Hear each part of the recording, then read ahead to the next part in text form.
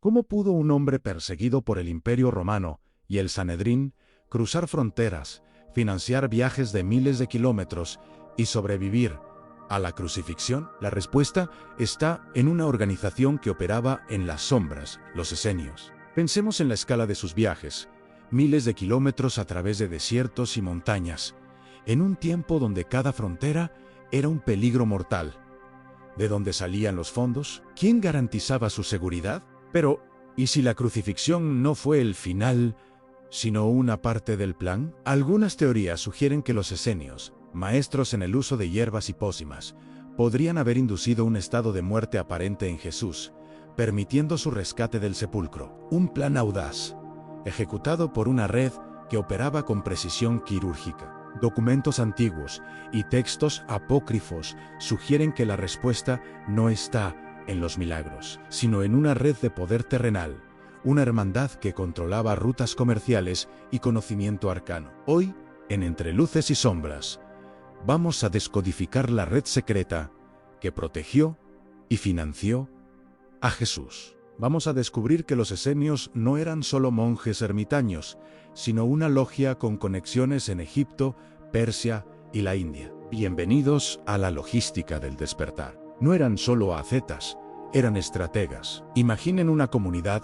con la disciplina de un ejército y la discreción de una sociedad secreta. Controlaban una red de depósitos seguros, una especie de banco clandestino que financiaba operaciones encubiertas. Cada miembro donaba sus bienes a la comunidad, creando un tesoro colectivo que se usaba para misiones de importancia espiritual. La misión de Jesús era una de ellas. Para entender su poder, hay que entender la Judea de la época, una provincia romana en constante ebullición, la cual estaba dividida entre fariseos, saduceos y celotes. Los esenios se mantenían al margen, consideraban corrupto al templo de Jerusalén y esperaban una intervención divina. Esta postura apocalíptica no era pasiva. Creían en preparar activamente el camino para un maestro de justicia. Su red no era solo para el comercio, era para identificar y apoyar a los agentes del cambio.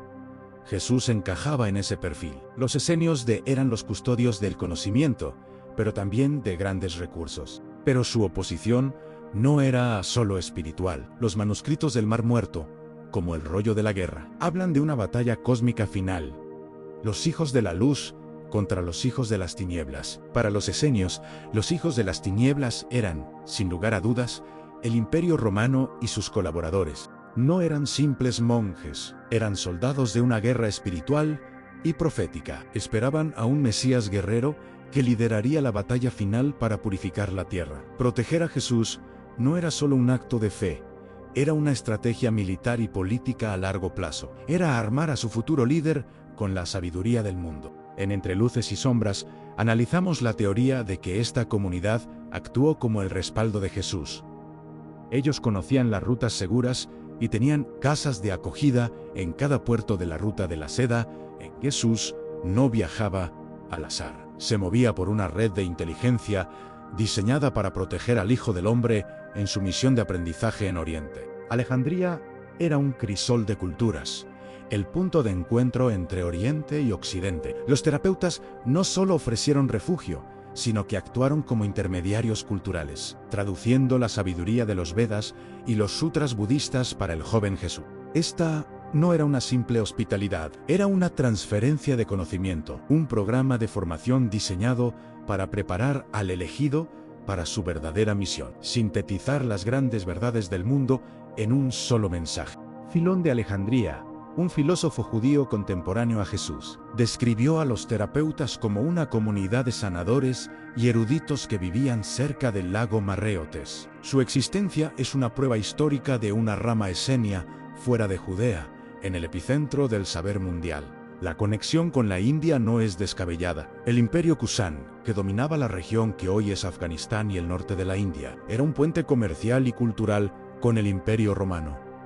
Las ideas fluían junto a las sedas y las especias. Los misioneros budistas de Ashoka habían dejado un legado que perduraba. Los esenios fueron el puente logístico entre Judea y los misterios de Egipto. Existía una rama de los esenios en Egipto llamada los terapeutas. Ellos fueron quienes recibieron a la familia sagrada en Alejandría y quienes tenían contacto directo con los emisarios del emperador indio Ashoka, quien siglos antes ya había enviado misioneros budistas a Occidente. Conceptos como el karma, la reencarnación y la no violencia, centrales en el pensamiento oriental, comenzaron a filtrarse en sus parábolas. Su mensaje se volvió más universal, menos ligado a la ley judía y más enfocado en la liberación espiritual del individuo. Y aquí la historia se vuelve aún más fascinante. Existen tradiciones en Cachemira, India, que hablan de un profeta llamado Yas Asaf, que llegó del oeste, predicó y finalmente murió allí. Su tumba, el Rosabal,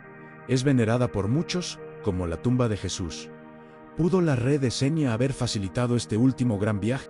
Este cambio no fue una casualidad, fue el resultado de un plan meticulosamente orquestado por los esenios, los arquitectos de un nuevo paradigma espiritual. Esta red de hospitalidad sagrada es la que permitió que Jesús tuviera cartas de recomendación para entrar en los monasterios del Himalaya. No era un caminante solitario, era el enviado de una orden que buscaba unificar la sabiduría del mundo. Los esenios fueron los arquitectos invisibles de su viaje. Sin ellos, el rastro de Jesús se habría perdido en el desierto. Pero, ¿cómo afectó todo este contacto con Oriente a su mensaje final? Si quieres descubrir cómo el budismo y el hinduismo transformaron las palabras del maestro antes de su regreso a Judea, suscríbete y activa la campana, porque en el próximo video veremos el regreso, el cambio en el mensaje, en Entre Luces y Sombras.